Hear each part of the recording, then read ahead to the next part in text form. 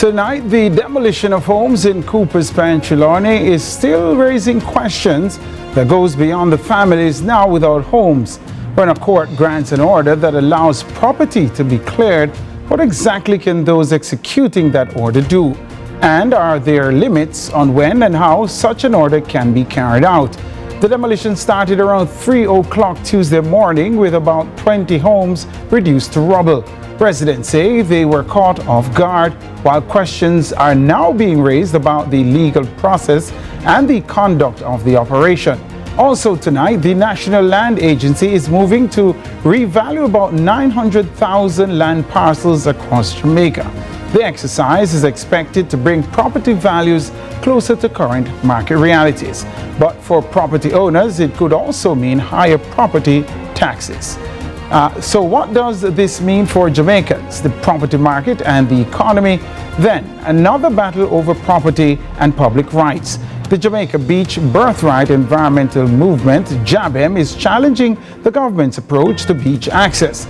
The group says access to a beach is not the same as having a legally protected right to use the country's coastline, and it is demanding changes to the law and the government's proposed beach access and management policy. And finally tonight, we turn the camera on the people behind the stories. Young journalists from UWI, NCU, and UTEC have been spending weeks in the newsroom here at CVM, writing stories, chasing information, and learning what it means to report for the nation. Tonight, we meet some of the future faces of Jamaican journalism. I'm Tyrone Reed, and this is Lead Story.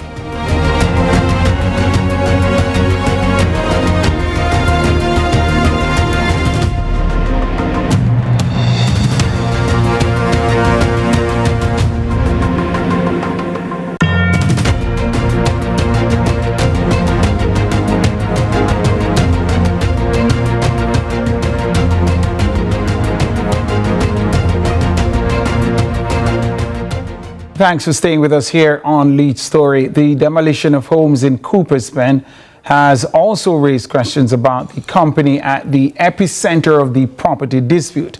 That company, New Falmouth Resorts Limited, was incorporated in 1967.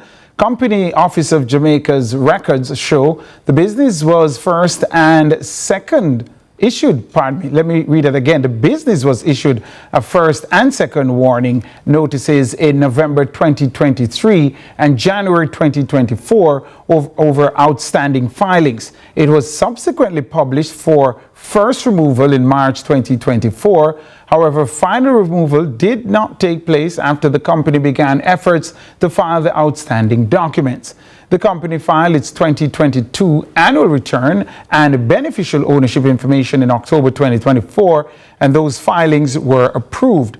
It later filed returns for 2023 to 2025, but those submissions were rejected and have not yet been resubmitted. The company remains listed as in bow removal, so tonight we want to understand what that means legally. Joining me is Senior Counsel Anthony Williams for this discussion. Top of the evening to you, Senior Counsel. Welcome to Lead Story.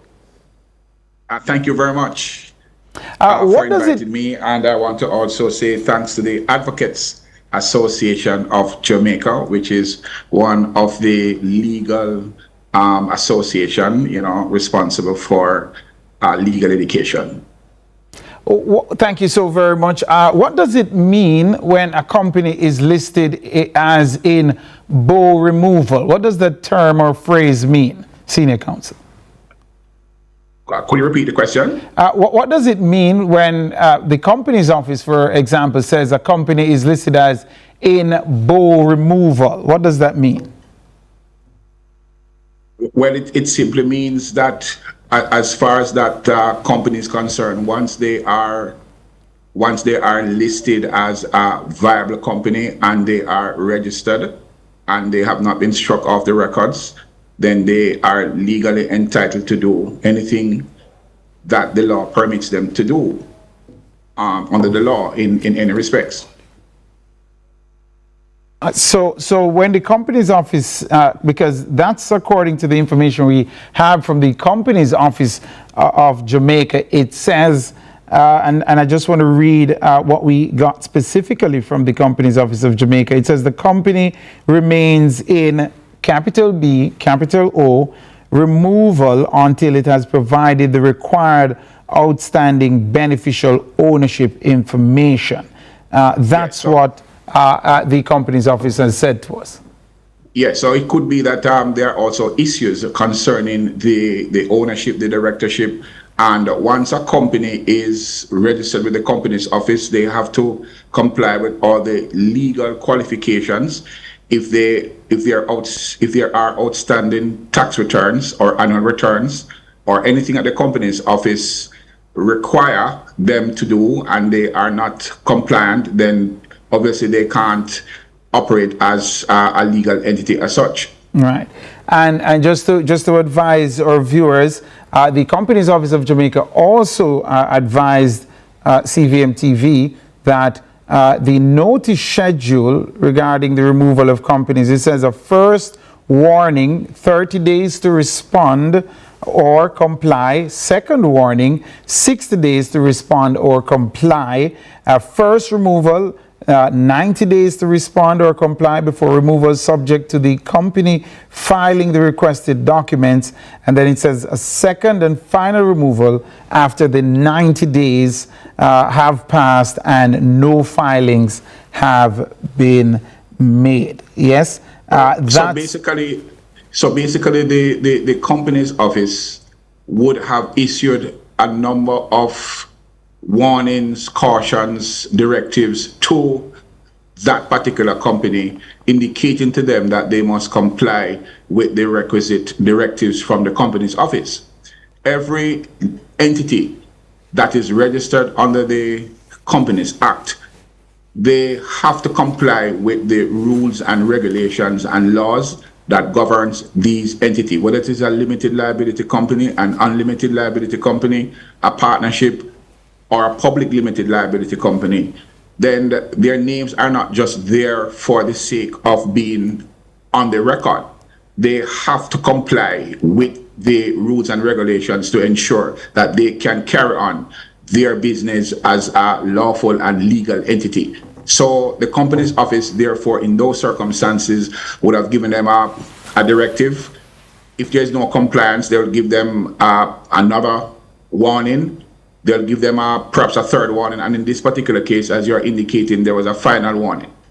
So essentially, if the final warning has not been complied with, the Companies Office of Jamaica is empowered to strike them off the records. They can do that. So let me ask you, Senior Counsel, does the status of a company affect the company's legal existence or its ability to hold property and or carry out what we saw there, a demolition exercise? You see, when a company is going to do business, for example, purchase property or transfer property or sell property, etc., then they would have to file a document called a certificate of good standing. And that would have to be submitted to the registrar of titles or at the NLA office so that they can be satisfied. And they're referring to the National Land Agency vis-a-vis the titles office, so that they are satisfied that the entity that is doing business as a corporate body have the legal right and the legal status. So if a company is struck off the records from the Companies Office, then strictly speaking, in law, they do not have the legal capacity at that point to enter into a transaction. Or to carry out the demolition? I would say so too. We heard from the Member of Parliament for Trelawney Northern, that's Tova Hamilton herself, an attorney at law. She said she had sight of the court document that the owners of the property would have relied on, and she described it as not being an order to demolish. So, not certain if you've been able to check into any of that. Do you have insight into what has happened? No, I hear bits and pieces and seen what has happened based on social media and news reports. But there are legal processes to be followed. And the legal process is that if someone is the registered owner of a property, then if they want the occupiers of the property, be it a tenant or a licensee, to remove from that property, then there are certain legal procedures. And one of which is that if the person occupying the property is a tenant, then by virtue of the Rent Restriction Act, Section 25, then they should serve a written notice and give that person or persons, that is the tenants, notice and ask them to leave the premises. And the law is very clear that they should leave the premises after the expiration of 30 days. In other words, the notice should not be less than 30 days. That is in the case of a tenant. If the person is a licensee, then the registered owner or their servants or agents may, if they want, give them a notice to leave, but they're not really obligated if they are licensee, but you can tell them to leave. And you file relevant court documents. In the parish court, it will be what we call a plate note and particulars of claim, and you set out the basis on which you are seeking recovery of possession. Once the documents are filed, then the next process is that the court office would issue a summons, and that summons would have a date on it as to when the matter is going to be heard. When the date is affixed to the particulars of claim, then the registered owner, their servants or agents, would then be required to serve or cause the summons to be served on the persons who are in possession of the property. They can use a bailiff, they can use any ordinary person, being an adult, and once they serve them, then there's an affidavit of service that is to be filed in court to show evidence, concrete evidence, unequivocal evidence that the person who they are seeking to recover the possession against has been served. So once that is done, the matter is then heard in court, and the person is required to attend court. And person mean the person who is seeking possession, we call him the claimant or the plaintiff, and the defendant, that is the person who you seek to evict. Mr. Williams, I get to the burning question. I'm sorry to interrupt you. We're almost running out of time, and I need to ask you this. It's a question I put to the Court Administration Division today, and they promised a response, but up to the start of the program, we did not receive same. And the question I asked was, when a court grants a demolition order, is there a stipulation on the time of day the demolition order can be lawfully executed? Because I gather the issue here for most right-thinking Jamaicans is that these people were aroused from sleep at 3 a.m., we are being told. That's what has been stated publicly. It has not been challenged by anyone. Is that in keeping with what the law allows? Well, to be frank, I'm not sure of the time that the demolition order would take effect, but I am pretty confident, really, that I don't see any court ordering any demolition at 3-4 o'clock in the morning. Even if persons are squatters, there is a human element to it. There's a human side to it, and my understanding is that the persons who did the demolition, when they're at 4 o'clock in the morning, those are really wee hours in the morning. Those are the hours that in normal Jamaican parlance that hoodlums, would strike to enter persons' homes. And if I could draw you on this one, Senior Counsel, before I release you. The police were there, and it's being alleged, which the police have not responded to publicly, that they detained the men from the community, woke them up in the wee hours of the morning, took the men from the community, and then the demolition took place while women and children were left behind. Again, it sounds as if that can't be legal. Well, in William Shakespeare's novel Hamlet, there's a quotation that says, "Something is wrong and rotten wrong in the state of Denmark." And in my opinion, it appears to me that something went awry at that moment there, because if you went to do a demolition and there's a lawful order, then why would they be taking up men unless they have a warrant or they have other legal basis for taking up those men, you know. And Yes. I think in the circumstances, it could, and the notice I said could possibly be argued that their constitutional rights to freedom of movement Perhaps. could have been infringed. Perhaps. If you're going to do a demolition, you know, you go to the target, you do the demolition. I'm not sure why the police was there as well. And the police, as I said, and the police need to explain that to us. Yeah, unless, as I said, right, there is something ultraneous. There's something extra. There's something that the police high command have, which is where the police high command would need to tell us, and they have not done that as yet. Yes. Anthony, but you can't just go and just take up a person like that. They have the right to freedom of movement. They have the right to freedom of expression. You know? We have to leave you there, Anthony Williams, but we hope to have you back right here in Leeds. So I appreciate the public service, man. Yeah, thank you very much. Indeed. This is Leeds Story. I'm Tyrone Reed. We take a break right here and come back with more.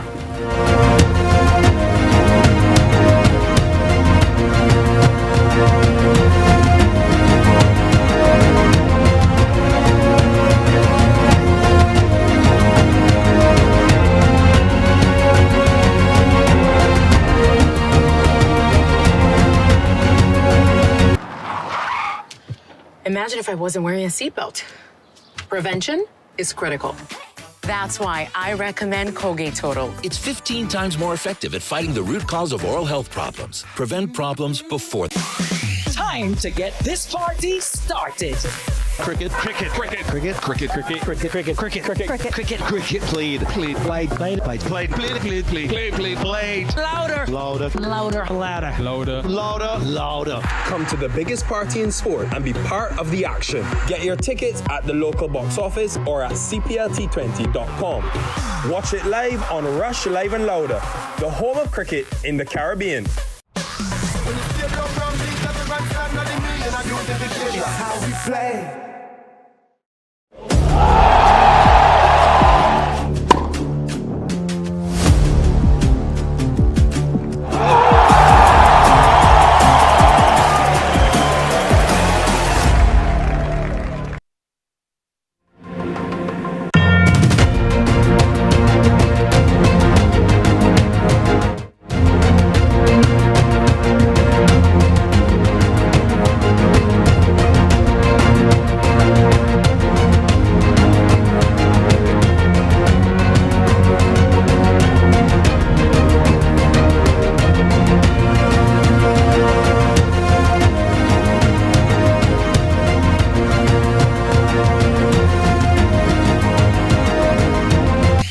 to get this party started.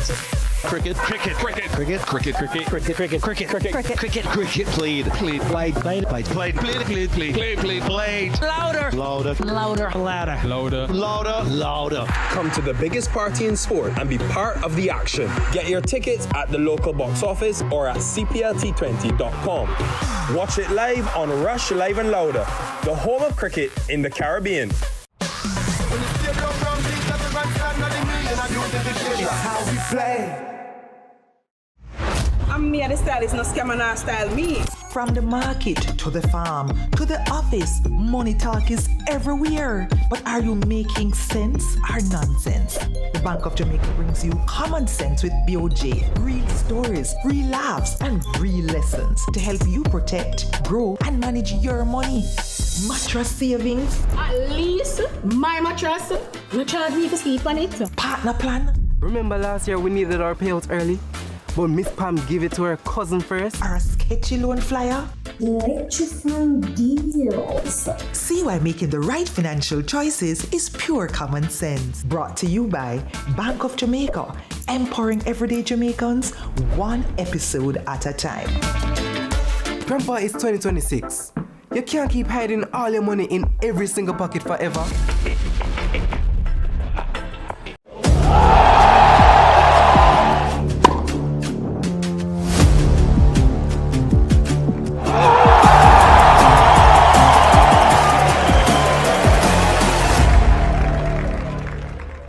Let's delve deep into the issues.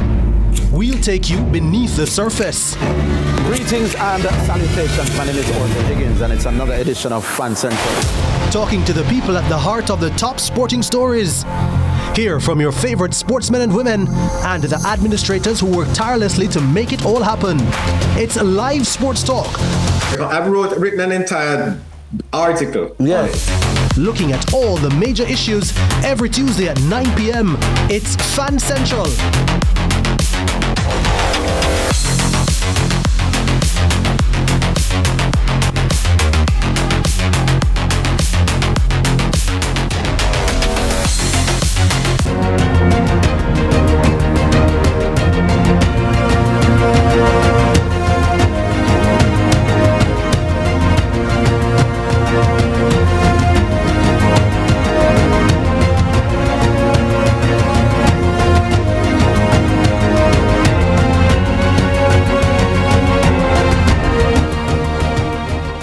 Welcome back. Thanks so very much for sticking and staying with us right here inside Lead Story. Now, we change gears a bit, but before I do, the Court Administration Division from the segment we just had advised that the research they're doing into the matter of what time should a court order to demolish be carried out.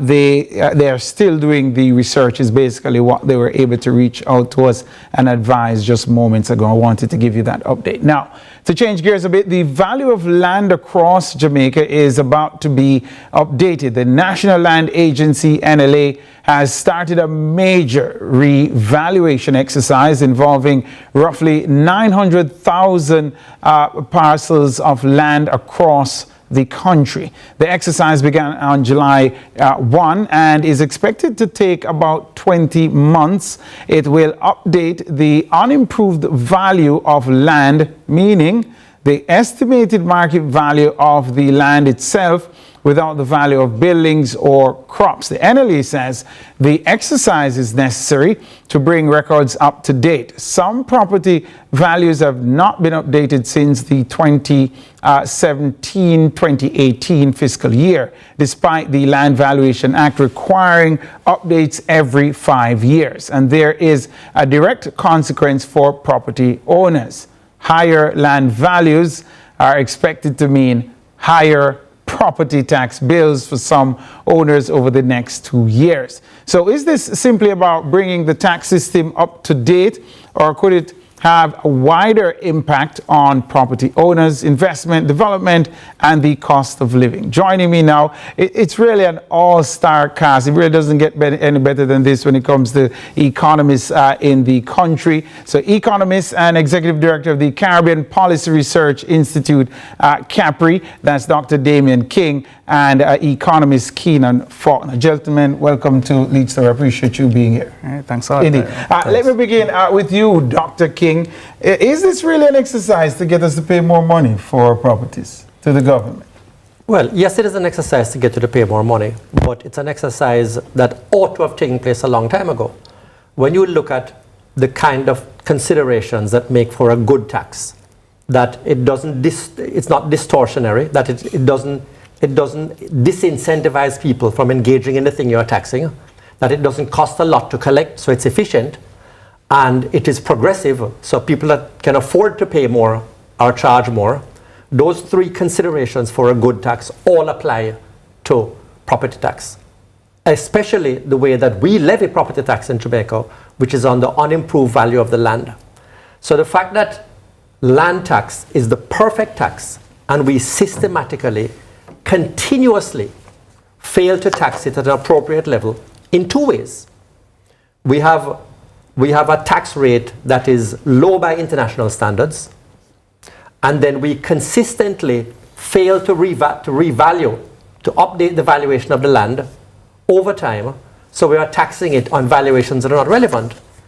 So this is like taxing people, levying income tax on the income they earned 10 years ago. So if you have the perfect thing to tax, then what you want to do is make sure you have a correct, an appropriately high rate of taxation, and that the value you're taxing is updated annually. So it is actually scandalous that the valuations are annually is what you're saying. It should. Absolutely. Just like how you tax people on this year's income, not on the income 2 years ago or 5 years ago. GCT is not on the price of the good 10 years ago.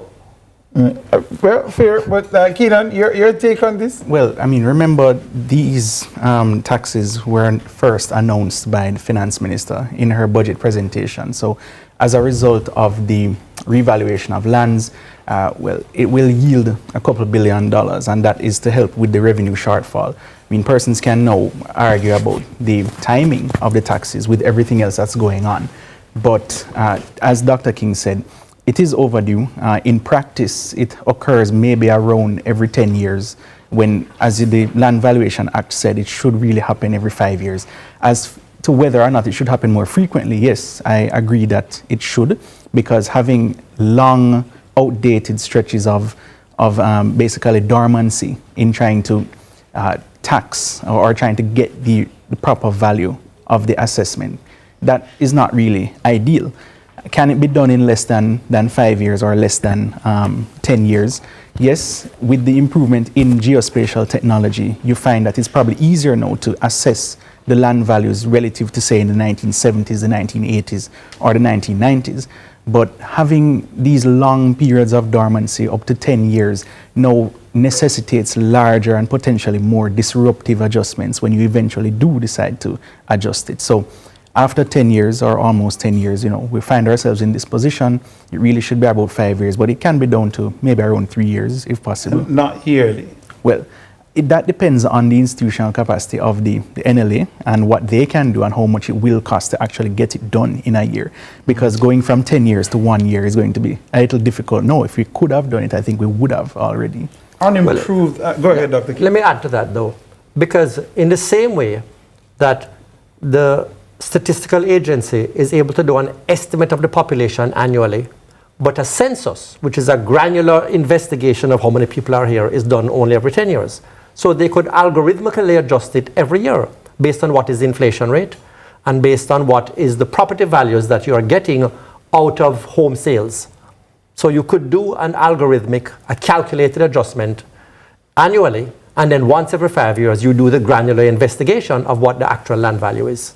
And let me go back to something you said, Dr. King. So let me get your take on it first, Keenan. Should the valuation be on the unimproved value of the land? Should we move away from that, or is that the accurate way to assess? No, I don't think there's anything wrong with it being on the unimproved value. I mean, Jamaica is one of the few countries in the world that actually does it on the unimproved value of the land. You know, most countries you find they do it on the improved value of the land, whatever crops or buildings or any alterations that you have made. And that would yield more. It would also cost the taxpayer more. But overall, I think that we should shift more to taxes like property tax, like Dr. King said. You know, administratively, it is easier to administer. And we haven't really, you know, fully realized the benefits of something like a property tax relative to something like income tax, which is easier to evade. You know, you have a register of all parcels of land in Jamaica that it's easier to track, you know, despite whatever legal issues might be around ownership or things like that. You do have the data there, so it's easy to know how much, you know, you should yield. And also, we don't really use property tax much at the level of central government, since it's earmarked mostly for municipal corporations, and you know, you collect it at the level of central government, but then you reallocate it based on whatever your needs and whatever the purposes are. So I think the benefits are yet to be fully realized. I mentioned... We're up on a break, Dr. King, but I want to come back to you on that unimproved value question. Yep, sure. This is Lead Story. We take the break right here and come back with more.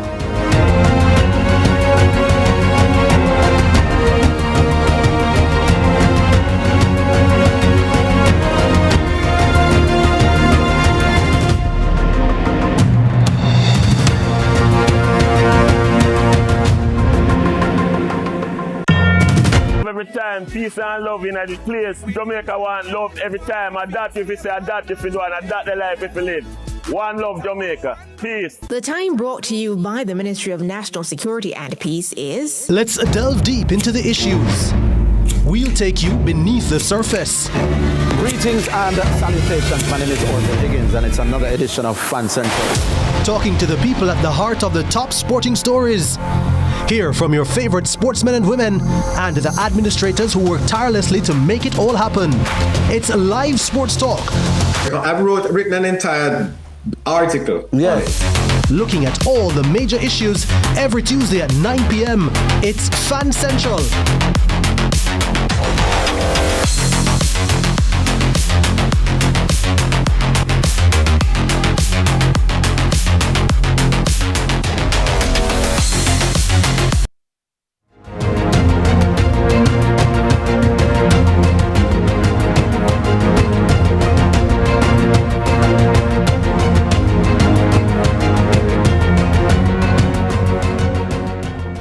Thanks for staying with us. I'm Tyrone Reid. This is Lead Story. We have in studio with us Dr. Damien King and, of course, Keenan Faulkner. We're talking about the re-evaluation of properties across the country. Dr. King, before the break, you wanted to come in on that point you made about Jamaica doing the assessment on the unimproved value of the land.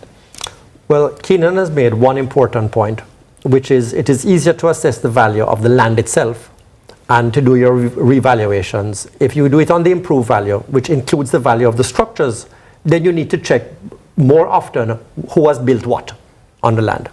So that's one point. But the most important point is that I mentioned at the top that an important characteristic of a good tax is that it is, and the technical term is non-distortionary. That is to say, it doesn't discourage the activity that you are taxing to a great extent. And taxing the value of the land. Well, the amount of land you have is the amount of land you have. Right. And so taxing it, you're going to build some more in the sea. Right? Taxing it is not going to cause the land to drop into the sea. So it doesn't affect the amount of land you have at all. And that is why you don't want to do it on the improved value, on the construction thereupon, because then you are discouraging investment. Yes. In fact, Tyrone, I've heard of stories where, some people are not going to upgrade their houses. Somebody's not going to tile their house because it's on the improved value of the land, which includes the building. So you're going to let it, you're not going to paint it, you're not going to cut the grass and things like that. But just to add to Dr. King's point on the point of distortionary. Now, regardless of having a tax, you're going to find very few people giving up land holdings because they have to pay extra in property tax, because the returns to holding the asset, remember, it's a form of wealth storage, so it retains wealth as the value of whatever the land is. You're not going to find people are now going to sell their lands. People are still going to speculate in the expectation that the value of the land is now going to continue to increase. And whatever you derive from the land in terms of the value of the appreciation over time is much more likely to be more than what you earn, like in salaries or wages, because the returns to capital, generally speaking, are greater than the returns to labor. So that's what Dr. King also means by not distortionary. I have less than a minute for this one because we have to go to something else. But beginning with you, Dr. King, this issue, you described this as kind of like the perfect tax, if there is ever such a thing, right? The issue of squatting in the country and settling, getting titles to people, if we're able to solve those problems, the government stands to receive.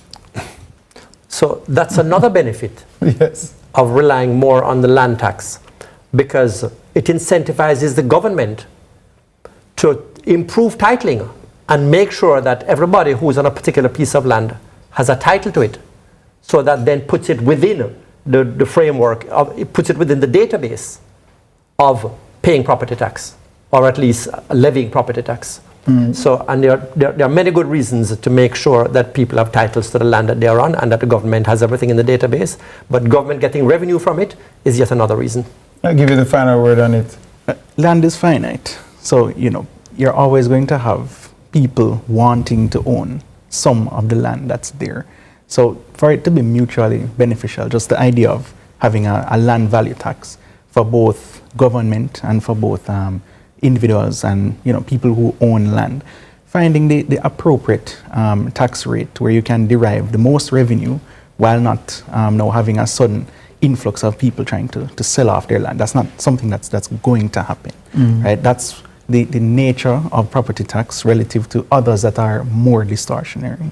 Indeed, we have to leave it there. Unfortunately, we're out of time, but I want to thank Dr. Damien King and Keenan Faulkner for being with us in this segment.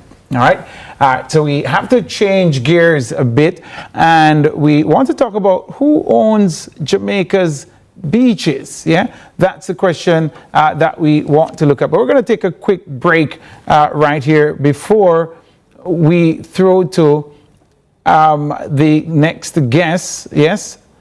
No. All right. Let's push on. Is what studio is advising. We want to turn to Dr. Devon Taylor of JABEM, and he says, look, Jamaicans need to have unrestricted access to the country's coastline. Welcome to the program, Dr. Taylor. I appreciate you being here. Good to be here. Good to be here to discuss, the nation's business. What's really going on, Dr. Taylor? What's really going on with the ordinary citizens' right to access the coastline? Well, the ordinary citizens under Jamaican statutory law, the Beach Control Act of 1956, have no right to their beaches and to the sea. The law was explicit in Section 3, Part 4, that we have no right to bathe, to swim, to fish, and to walk along the foreshore. And since the law been in inception for 70 years, the lived experience of the Jamaican people have seen, the loss of access happening every year with every new hotel that's built. The communities are dispossessed from the beaches. So we are losing access to the foreshore because our laws does not give us fundamental rights. And that is the problem of dispossession in the country. That is promoting inequality, coastal degradation. It is promoting, inequity in the society. And that's why we are advocating that this law be repealed and replaced. And of course, there seems to have been a bit of back and forth. We heard the Minister of Tourism, we heard the Minister with responsibility for water throwing numbers around. Based on the data that you have so far, what percentage of Jamaica's beaches do its people not have access to? Well, we have looked over several administration at NEPA published document. And what we, come to calculate is that, we have less than a percent of access, meaning that, data reflects that only around 2.8 miles of the coastline, is a public beach, accessible to the public. And so, we have a contention with that. It's not our data, it's the government's data, and it's the lived reality of the Jamaican people. And when we actually do, through access to information, investigate with NEPA, there are more than around 366 beach licenses issued across the country in 2024, and that has been up, it was 295 in 2022. So we can look at those projections of increasing beach licenses to support private enterprises on the beaches, that we can really extrapolate and conclusively report to the nation that we are losing access. And in fact, you see the court cases, and in fact, you see the demonstrations that are happening across the country. The latest this week is in Sanko Bay, when there was an attempted dispossession of a community of drapers from their beaches. So that is the reality. Prof, Dr. Taylor, I want you to help us here. You've given us some numbers. 2.8 miles of beach is accessible to the public, is basically what you're saying. So 2.8 miles of available beach is accessible to the public. How many miles of available beach do we have? Well, according to, listen, Jamaica is a 494 coastline. If NEPA document says, well, there's 35% of that, or 30% of that is sandy. Now, people use sandy beaches, people use rocky beaches, right? So we're looking at the entirety of the coastline of 494 miles. That is what we're looking at. That is the country's coastline. Give me that number again, Dr. Taylor. 497? 494 mile coastline Jamaica have. All right, and you're saying only 2.8 of this 494 miles is accessible to the public. That's what you're positing here. That is the NEPA document states that 2.84 miles of our beaches accessible to the public. No, but Dr. Taylor, this is shockingly scandalous. 2.84 miles or 494 miles, nothing can go like that, man. I mean, can you readily find a beach in Jamaica where you want to go to? Well, I'm more a river man, than a beach man. But I'm a coastal man. I'm a coastal man from the North Coast. And as growing up, I had over 8 miles of beach access, and I have none right now. I'm from parish of St. Anne. I'm from the community of Steertown, right? We ply beaches all the way, from St. Anne's Bay all the way into Ocherous border. When you look within that space, right? Most of those spaces are taken over by the tourism product, taken over by villas, guest houses, and big hotels. It's anecdotal, but you're saying based on where you grew up on the beach that you had access to, you're saying you no longer have access to any of those spots? I can only go to Little Duns River, and we are in the court for prescriptive rights for that beach. So I'm not really great with math. You're the academic here, Dr. Taylor. So 2.84 miles of 494 miles. What's the percentage we're looking at there? My brother, you want me to break up? You want me to share my screen and we start doing mathematics here? Is that what we want to do? It seems very low, Dr. Taylor. It is very low, and that is the big problem. But here is the crux of the issue right here, my brother. I started off by letting you that the Beach Control Act does not give us any right. And if we have no right to the coastline, then we have these kinds of issues happening over 70 years. That is what needs to change. And that is where the discussion is around rights. We have none. The foreshore and the sea is vested in the crown. Okay? The 1956 is a colonial era document that gives us no fundamental right. And so a property owner buy a piece of coastal land, fence it up, communities dispossessed. And evil when we have a gazetted beach, as in the case of Miami Bay, the property owner fence it and kick the community out. And we are in the courts for that too. So we have no legal protection under Jamaican statutory law. So we have to be using common law rights, customary rights under the Prescription Act of 1882 that we show 20 years of continuous use, and then we get our right back. And that's why we have 5 cases in the court fighting right now. This is the lived reality on the ground. And just for the benefit of our viewers, 2.84 or 494 miles is less than 1%. It's 0.574. So just call it 0.58% that the country has access to in terms of what's available. But I know JABEM is not anti-development, Dr. Taylor. So for those who are looking on and saying, how do we accomplish both the development and also safeguard access to citizens? What does that look like for JABEM? We need to start in a rights-based framework. We are an independent nation, a sovereign nation. We are the descendants of enslaved Africans. We have endured and experienced the worst kind of human rights violation ever. So we need to start in terms of a reparative framework.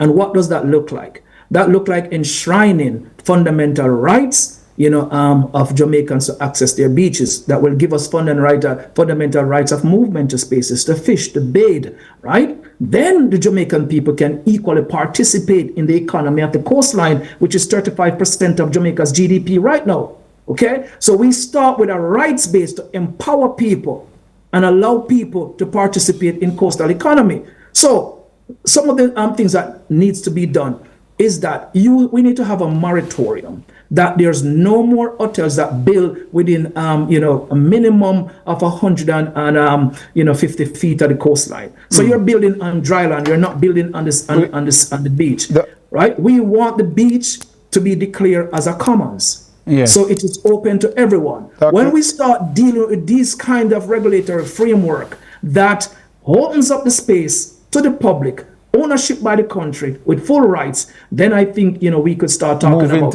equitable and fair development. Indeed. With Dr. Taylor of JBEM, we will try to have you back because this is an ongoing issue, much more for us to drill down into. But thank you so much for making the time to be with us. Good to be here. Thank you. Anytime. Indeed. This is Leach Story. Take a break right here and come back with the future faces of Jamaican journalism. Soon come.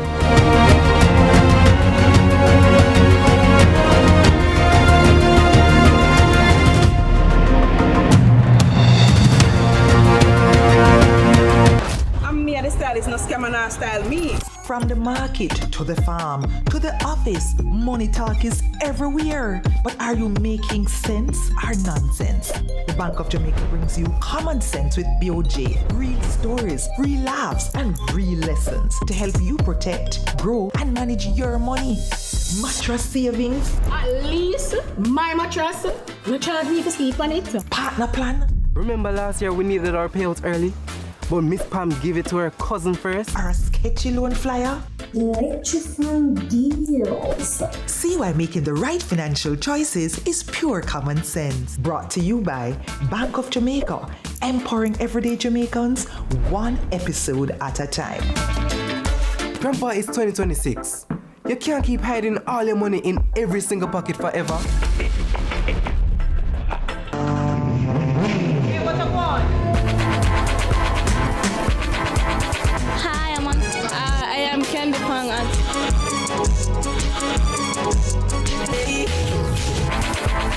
What a guan? What a guan? That a guan, pa. What a guan? What a guan? What a guan! Mondays, Wednesdays, and Fridays at 8 a.m., 1:30 p.m., and 10 p.m. on CVM TV. That a guan, pa. What a guan? Time to get this party started. Cricket, cricket, cricket, cricket, cricket, cricket, cricket, cricket, cricket, cricket, cricket, cricket, played, played, played, played, played, played, played, played, played, played, played. Louder, louder, louder, louder, louder, louder, louder. Come to the biggest party in sport and be part of the action. Get your tickets at the local box office or at cplt20.com. Watch it live on Rush Live and Louder, the home of cricket in the Caribbean. How we play.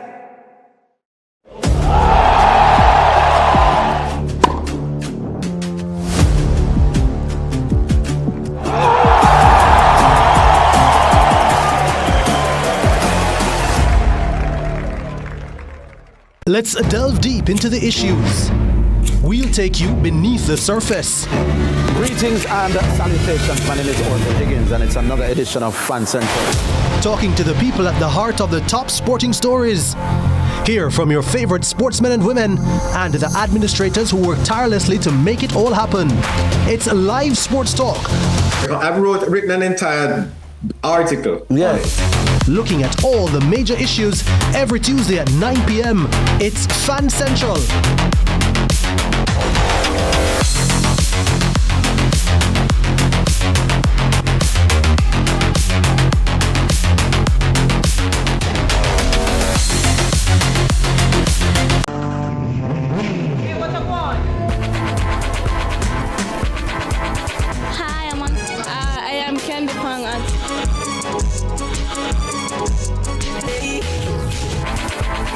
What a guan? What a guan? That a guan, pa. What a guan? What a guan? What a guan! Mondays, Wednesdays, and Fridays at 8 a.m., 1:30 p.m., and 10 p.m. on CVM TV. That a guan, pa. What a guan?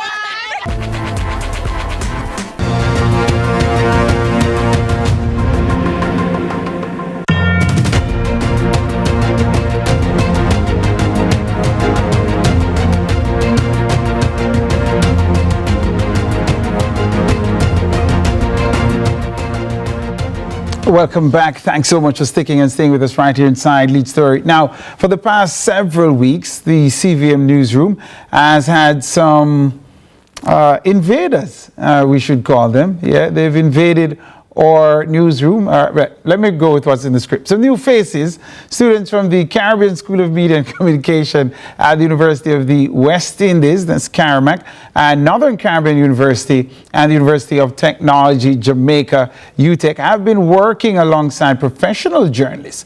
They have been writing stories for the nation. They have been learning how to find information, check facts, conduct interviews, and work under pressure. Yeah, deadline pressure. The CARIMAC interns have been with us for about 6 weeks. The NCU interns arrived on May 11, and we can't get rid of them. And they're still with us through this current internship period. We also have Jaden Henry from the University of Technology, Jamaica. She has been with us for about a month and 3 weeks. Now, let's get right to it, right? We have inside the studio with us the future faces of Jamaican journalism. We have Ashanti July from CARIMAC, Jamila Grant, also of CARIMAC, Matthew Wright from NCU, and we were supposed to be joined by Caleb Bailey. She's not with us here tonight, and Jaden Henry from UTEC. We're also to be joined by Miss Khadija Smith, who is also not here with us. But welcome to all of you. Yeah, welcome to Lead Story. Thank you for having me. You're now in front of the cameras. Wow, it's great to be on this side. Well, let's begin with you, Ms. July. What has the experience been like for you, and what do you hope to accomplish as a journalist? So, for me personally, the experience has been amazing. Coming into this, I would not have expected that it would have been so much. You know, we would have learned that in school. It's a lot, yes, but until you're in the field, then you understand what exactly is happening. All right, and our partner in crime is right beside her, and we want to ask her. Ms. Sushana Sankey is also here with us. How has the experience been for you, and what do you hope to accomplish as a journalist? It has been a fabulous experience. What I hope to accomplish is being more seasoned as a journalist and just to be the best version of myself. All right, Jaden? Well, you see, for me, I haven't graduated as yet, nowhere near graduation. So at the moment, I'm just happy for this experience because it will help me in the future with my modules and when I'm ready to actually start a job in journalism. All right, let's hear from Jamila Grant of CARIMAC. Okay, so for me, it's very interesting because what I really wanted to do was law, and I'm here because my dad wanted me to be a journalist. He's no longer here, but I'm here. I'm not gonna lie, there are some days I'm like, do I really want to do this? Because now we're no longer, I came here with the academical knowledge, but when I came, I really saw what it's like. I'm like, will I enjoy this as a career? But I'm actually enjoying it, and I think I've learned a lot.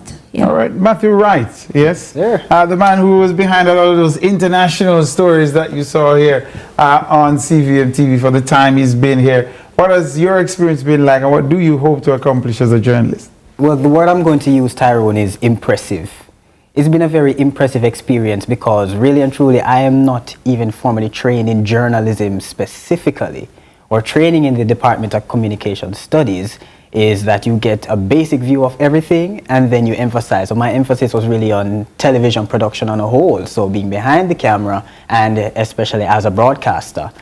But going into journalism though, looking and having my beat with everything going on in the region and internationally, I love how it keeps me updated, and I love how we get to learn about all of the sometimes crazy things that you see out there that's going on, especially a story I have coming in the regionals tonight. You're gonna love that one from South Korea. But it's really been an impressive experience, and I'm really looking forward to going in further and growing in the craft. All right, and you have less than 10 seconds each of you to respond to this one because we're almost out of time, so we're going to go around the table again. There's a famous quote that says, democracy dies in darkness. The job of journalism, the press is referred to as the the fourth estate, we have a responsibility to ensure that our democracy is protected. Do you see that as a part of your role and function? Most definitely. Because as we know it, journalists, if we're not there, then I feel like people are not getting what they should get. Because news is very important, and without news, we don't really have an idea where we're going and what we're doing. We don't know what is happening in the world. So as journalists, it's important for us to just bring the news to the people and give the people a voice. I think maybe, yes, definitely.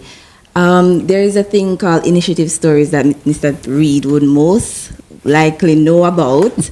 And it's a very good thing because as journalists, we're on the road sometimes, even in our own communities, and we see events or things happening that people outside of the communities are not seeing. And as journalists, we can bring that to the forefront. And I think that's really important that the world can see, especially with what's happening in Trelawney. A story like that is so impactful. So things like that, yes, we definitely need journalists. Jaden? So I do agree, mostly because when we're writing stories, you'd often say that for the audience to understand, we need to understand. So I do believe that we need journalism as a whole in like the world and stuff, so that people can understand